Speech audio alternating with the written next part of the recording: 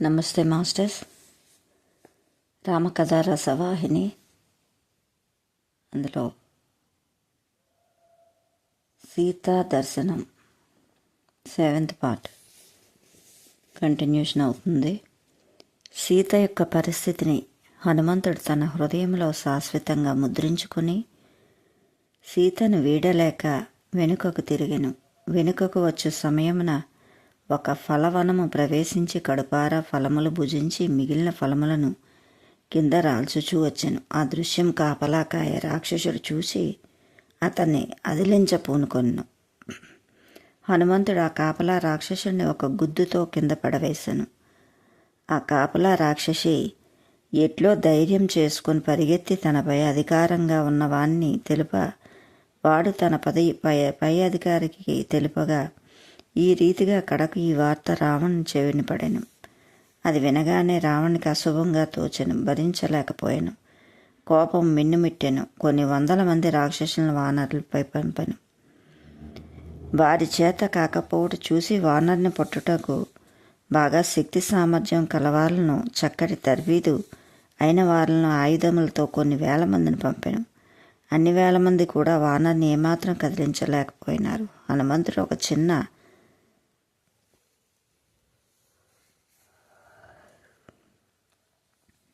తుంట కర్రను తీసుకొని రామ అంటూ వేసిన ఆయుధాలను ఆ చిన్న చెట్టు కర్రతో వెనుకకు కొట్టుచుండ చూసి రాక్షసులు ఆశ్చర్యపడుటే కాక ఇతనెవరో దైవదూతగా ఉన్నాడనియు ఇది ఏదో లంకకు ప్రమాదకరమనే తెప్పించుననియు భయపడి లోలోన కుములుచూ వచ్చిరి. రావణకు ఈ సమాచారం చెప్పుటకు ధైర్యం కోల్పోయిరి. ఎన్నో విధముల రాక్షసులను లెక్కల మించి పంపిరి, కానీ ఫలితం లేకపోయాను. ఒక తూరి హనుమంతుడు గర్జించగా ఆ శబ్దమునకే కొన్ని 100 రాక్షసులు మరణించిరి. భూమి దద్దరిల్లెను. భవనములు ప్రతిధ్వనులు మిన్నుమిట్టెను. చేయనది లేక సైన్యమునకు అధికారి అయిన వారు రావణునకు ఈ వార్త తెలిపి ఇతను సామాన్యుడు కాడనియు ఇది ఏదో భయంకర పరిస్థితికే వచ్చినని గట్టి చర్య తీసుకోవలసి వచ్చుననియు ఉన్నదున్నట్లు తెలిపెను.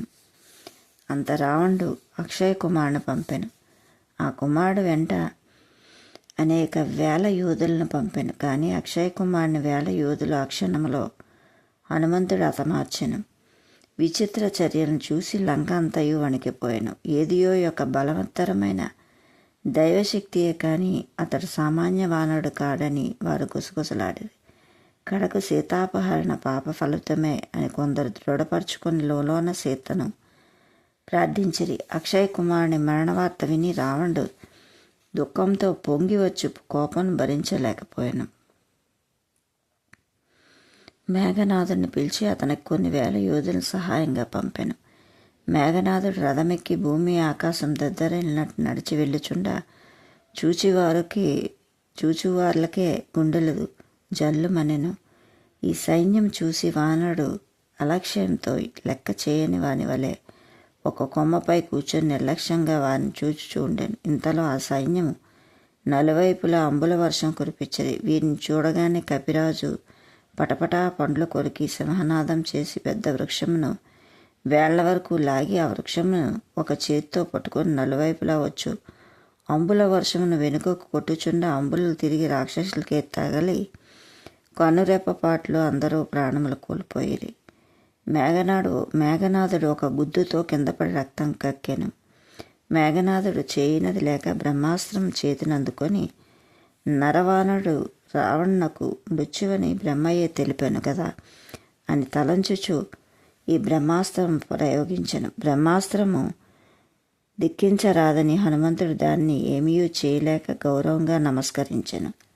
అంత ఇంద్రజిత్ నాగపాశంతో హనుమంతుడిని బంధించెను. హనుమంతుడు నాగపాశమునకు బద్ధుడాయను.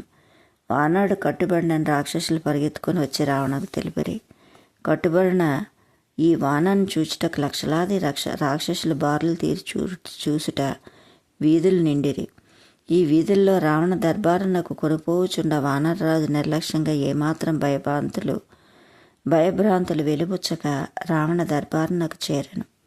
అక్కడ రావణుని శక్తి సామర్థ్యములను చూసి కూడా ఏమాత్రము రాజునకు తగిన గౌరవ మర్యాదలు ఇవ్వకుండాట చూసి అధికారులు ఆశ్చర్యపడిరి.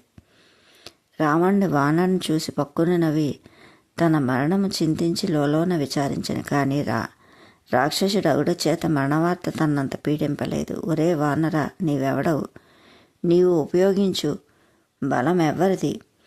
ఎందుచేత ఈ వనమును ధ్వంసం గావించితివి? సిగ్గును విడిచి ముఖమెత్తి చూచుచున్నావు. వీటికి సరియైన జవాబు చెప్పమని మందలించెను. హనుమంతుడు నవ్వి మిగిలిన రాక్షసులకు అర్థం కాని రీతిగా పాండిత్య భాషను ప్రవేశపెట్టి చక్కగా జవాబిచ్చాను. నవ వ్యాకరణ పండితుడు కనుక రావణుడు అర్థం చేసుకున్నాం. వారిరువురు మాట్లాడుచుండ 2 పెద్ద పండిత గజములు వాదించినట్లు తోచెను. అంత రావణుడు హనుమంతుని ముందు చిత్ర మంత్ర మహిమ చూపెను. ఆ మాయను స్పృజించెను. హనుమంతుడు, ఓ రావణ, నీ సంగతి నేను ఎరుగుదును. నీవు సహస్ర భుజములతో పోరాడట విని ఇంటిని. నీవు వాలితో పోరాడిన సంగతి నాకు విశదము. నాకు ఆకలి అవుటి చేత ఫలములు భుజించి తిని, నా వానర స్వభావంచే వృక్షములు పడత్రోసి తిని, నా స్థలంలో నేనుంటిని. ఎవరివి శరీరమందు వాని అభిమానముండును. నీ భటులు పరమ దుర్మార్గులు. నీ భటులు నన్ను హింసించుటచే నేను వారిని సంహరించి తిని. ఆత్మ సంరక్షణ నిమిత్తమై నేను కలహించి తిని. నీ కుమారుని అస్త్రము నన్ను బంధించెను. అంత మాత్రం నాకు వంచన లేదు. నా స్వామి కార్యం నేను సాధింపవలను. నీవు సావధానముగా వినుము. నీ అభిమానమును విడుము. నీవు ఎంత గొప్ప వంశమున జన్మించేతివో విచారింపుము. బ్రహ్మకు నీవు పాత్రుడవు, పులస్యునకు పాత్రుడవు, విశ్వాసమునకు పుత్రుడవు. బ్రహ్మను విడిచి భక్త భయహరుడు ఇక్ష్వాకు తిలకుడు రఘువంశ రత్నము అగు శ్రీరాముని భజింపుము. శరణజొచ్చుము. కాలుడు సైతం వెరుగపడడు, అతనితో వైరం తగదు. నా మాట విని జానకిని నా ప్రభువుకు సమర్పింతుము. శ్రీరాముని విందములకు ధ్యానము చేయుము. లంకారాజ్యం శాశ్వతముగా పరిపాలింపము. పులస్యుని కీర్తి ప్రతిష్టలు ఆచంద్రార్కంగా నిష్కలంకంగా వెలిగింపచేయము. వారి కీర్తికి మచ్చను కలిగించకము. నీ మదమోహాదులు విడువుము. ఓ రాక్షస రాజా, పర్వతములలో పుట్టిన నదులు వర్షాకాలంలో ఉప్పొంగి పొర్లి పొంగును. అంతలోనే అవి ఎండిపోను. అట్లనే నీ సిరి సంపదలు శీఘ్రంగా నశించను.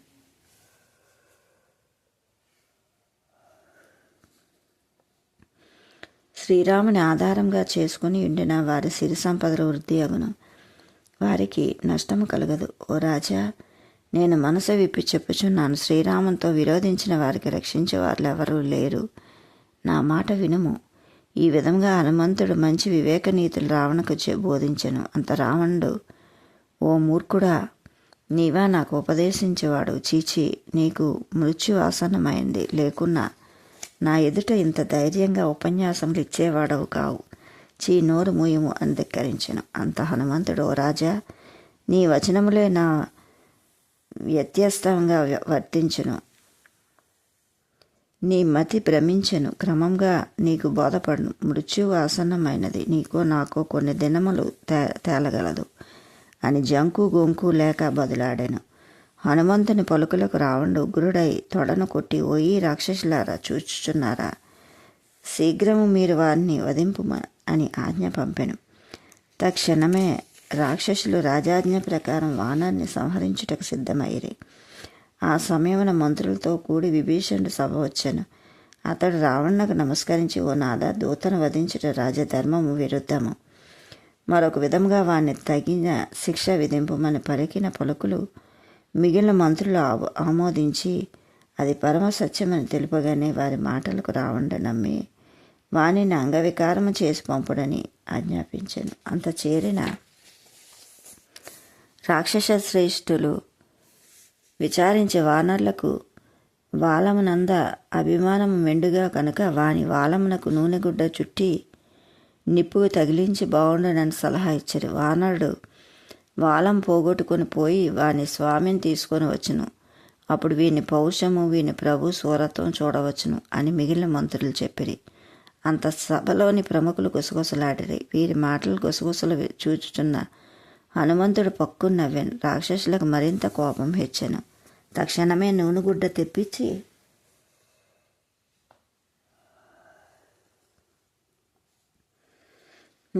తెప్పించి హనుమంతుని వాలమునకు బాగుగా చుట్టుటకు మొదలుపెట్టిరి. అంతకంతయు హనుమంతుని వాలం పెరుగచొచ్చెను. కొన్ని బండ్ల నూనె గుడ్డలను తెచ్చినను అవి చాలకపోయాను.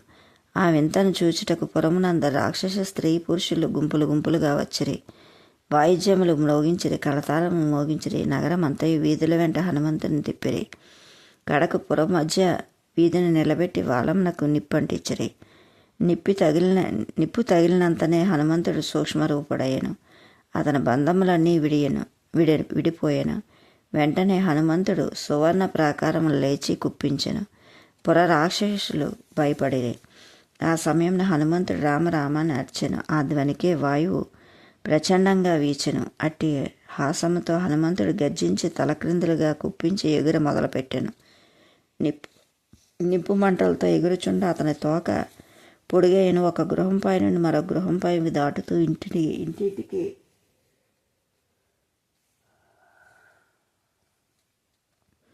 ఇంటింటికి నిప్పంటించెను. లంకా పట్టణమందలి గృహములు కాల్చుచూ కుప్పవలే కూలి భస్మమయ్యను. రాక్షసులు, స్త్రీలు, పిల్లలు గృహముల వేడి ప్రాణ సంరక్షణ నిమిత్తమే పరుగులు తీసిరి.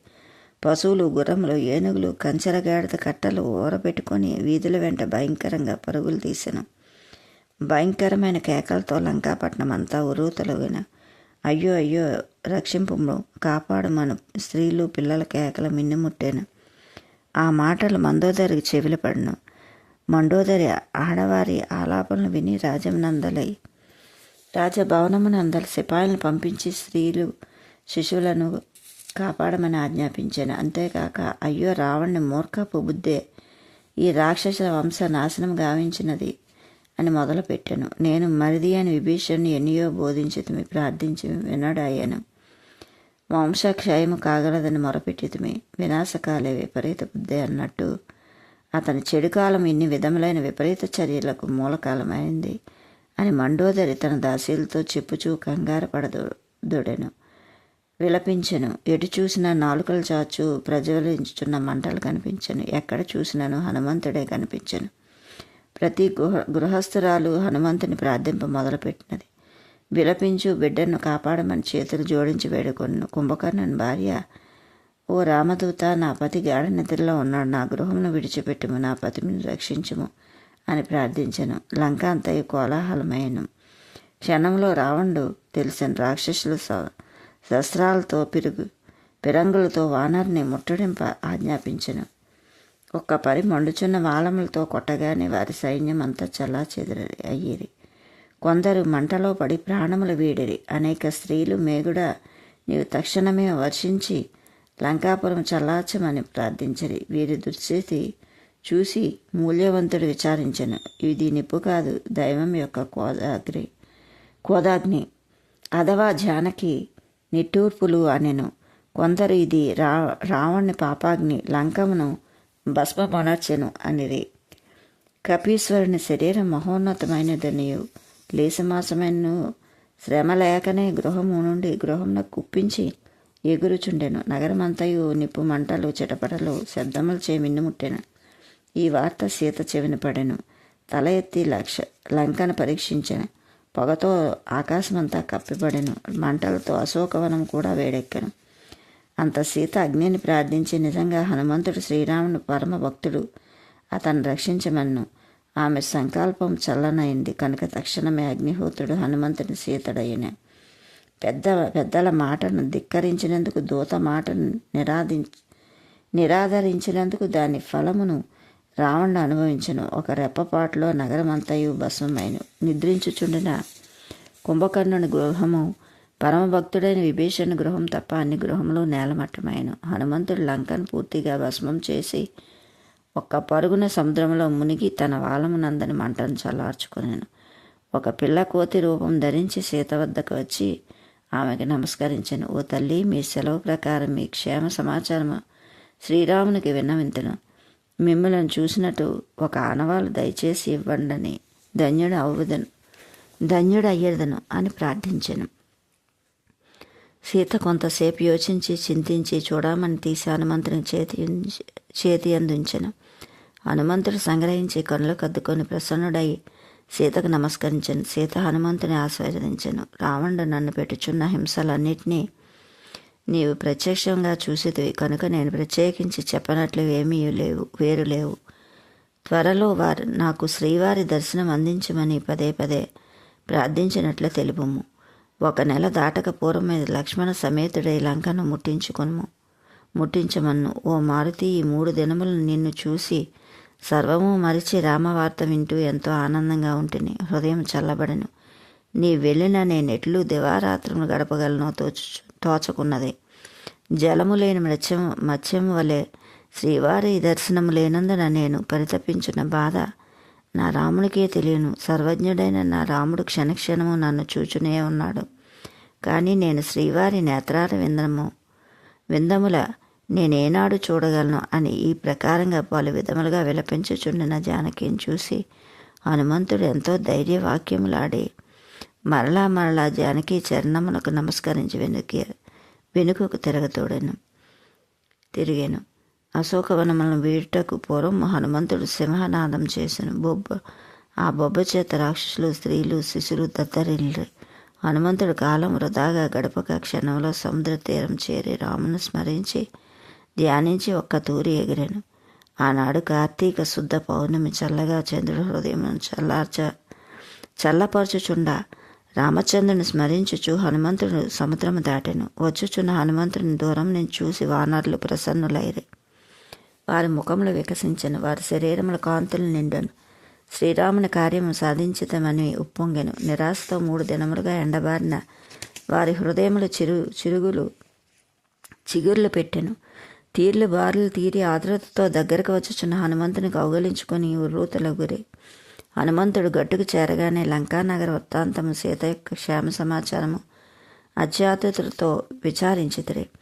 హనుమంతుడు సీత యోగక్షేమంలో లంక యొక్క పరిస్థితి ఉల్లాసంగా చెప్పుచూ పంపాపురముకు వెడలిరి. వారు సుగ్రీవుని మధురవనము వచ్చి దానిలో ప్రవేశించి ఫలములను భక్షించిరి. జానకిని చూసిన తర్వాత ఆ వనంలో ఫలములను భక్షింపుడనే పూర్వము ఆనతిచ్చిన సుగ్రీవుని మాటలు స్మరించుచు కడుపారా ఆరగించిరి. వన రక్షకులు వానరులను నిరోధించిరి. కానీ వానరులు వారి మాటను లెక్క చేయకుండాచే కాపలావారు పరిగెత్తి సుగ్రీవుని దగ్గరకు వచ్చి విన్నవించిరి.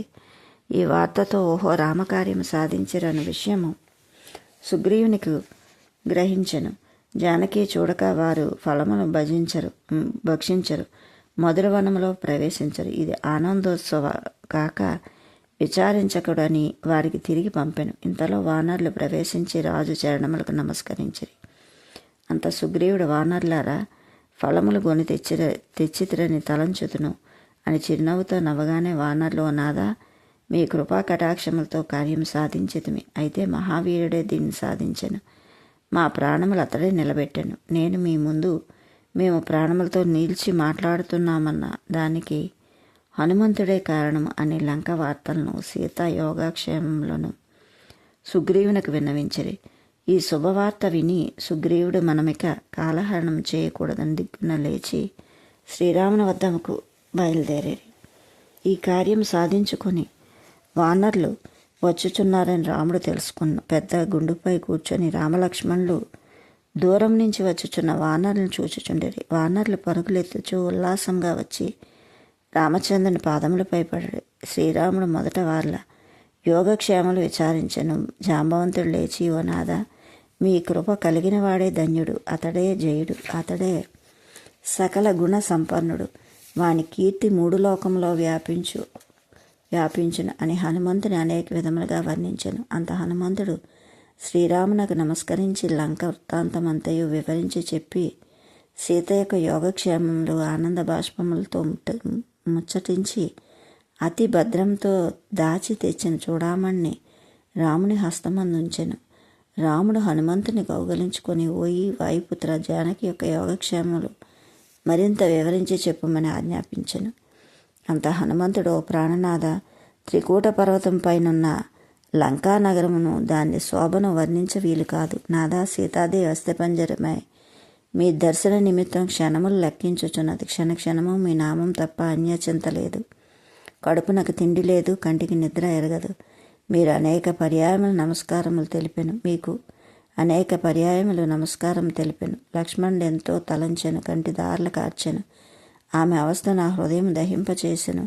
ప్రతిదినము తెల్లవారు సాయంకాలం సమయం రావణుడు వచ్చి ఆమెను అనుచున్న సోలపు పోటుల వంటి మాటలు నేను చెవిలార వింటిని. తల్లి ఏమాత్రం లెక్క చేయక తమ చింత ఎందే కృంగిపోవచ్చున్నది అని రావణుడు ఆడిన మాటలు వివరించాను. తక్షణమే వెళ్ళి సీతను రక్షించమని హనుమంతుడు పాదాలపై పడి ప్రార్థించాను. ఆ మాటలు వింటున్న లక్ష్మణుడు ఒక పక్క ఉగ్రుడై మరో పక్క కంటికి దారులు కార్చుచు అన్న ఆలస్యం చేయక వదలను రక్షింపమని ప్రార్థించాను. కానీ రాముడు చిరునవ్వుతో లక్ష్మణ తొందరపడకు, అన్నింటికీ కాలమే ప్రధానము.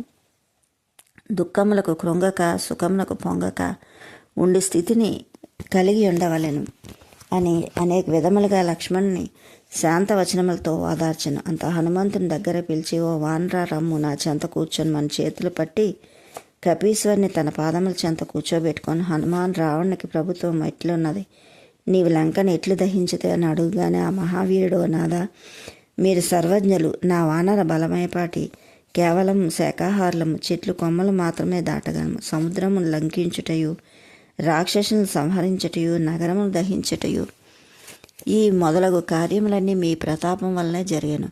మీ నామమహిమ వల్లనే చేయగలిగితిని. నా ప్రయోజకత్వం శూన్యము. మీ ముద్రిక నా వెంట ఒక రక్షగా ఉండి నన్ను రక్షించిందే తప్ప నా బలము కాదు. స్వామి, మీ ముద్రికను చూసి ఆ తల్లి ఎంత ఆనందించెనో, ఇది కలయో లేక నిజముగా నా రాముడు పంపేనా అని సంశయించెను, శాంతించెను. ఆమె శోకాగ్ని అయి లంకను దహించినది. కానీ ఈ వానరుడు కాదు. వీనిని ఒక నిమిత్తం మాత్రముగా తమరు పంపి నాచే ఇంతటి ఘనకార్యం చేయించితిరి. ఇది భక్త వత్సలుడి పరమానుగ్రహమే తప్ప అన్యము కాదు. రామ, మీ కటాక్షమందు ఉండిన దుస్సాధ్యములుండవు అని నిగర్వంగా పలికిన హనుమంతుని పలుకులకు రామచంద్రుడు ఆనందించి,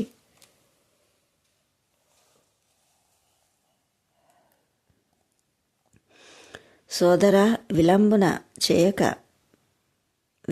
విలంబనము చేయక సమర సన్నాహము చేయమని లక్ష్మణుని ఆజ్ఞాపించాను. అంత జాంబవంతుడు సుగ్రీవుని మొదలు వానరులు సన్నాహములు చూసి దేవతలే సంతసించరి. వానర యోధులు శ్రీహరి చరణకములను నమస్కరించి సింహనాదములు చేసిరి. శ్రీరాముడు వారి కటాక్ష దృష్టితో చూచి ఆదరించి ఆశీర్వదించెను. పర్వతములకు రెక్కలు వచ్చినట్లు వానరులు బలవంతులై విజృంభించి ప్రయాణం సాగించిరి. వారలు ప్రస్తావించగానే అనేక శుభశకునములు కనబడెను. వారు బయలుదేరగానే అశోక వనమందున్న జానకి మనసున ఒక విధమైన శుభభావం కలిగెను. శుభశకునములు కంటబడను. రావణునకు అశుభము ఎదురయ్యను. జాంబవంతాదులు పర్వతములు వృక్షములు తమ ఆయుధములుగా ధరించి స్వేచ్ఛానుసారంగా గంతులు వేయుచు భూమి దద్దరిల్లినట్లు కేకలు వేయుచు వెళ్ళిరి. మధ్య మధ్య రామచంద్ర ప్రభు జయ జయ అని నాదములు చేసిరి. ఇక లంకలో ప్రతి రాక్షసుడు ముందు ఏమి కానున్నదో అని ఎవరికి వారు లోన దిగులు పడి జరిగిన ప్రమాదములు తలచుచు ముందెట్టి ప్రమాదములు వాటిల్లో అని కుములుచుండిరి. రాక్షసుల వంశమునకు వినాశం ఆసన్నమైనదని దృఢము చేసుకుని, కానీ రావణునికి భయపడి రాక్షసులు గుసగుసలు జరిపిరి. Okay masters, like, share, subscribe. Thank you.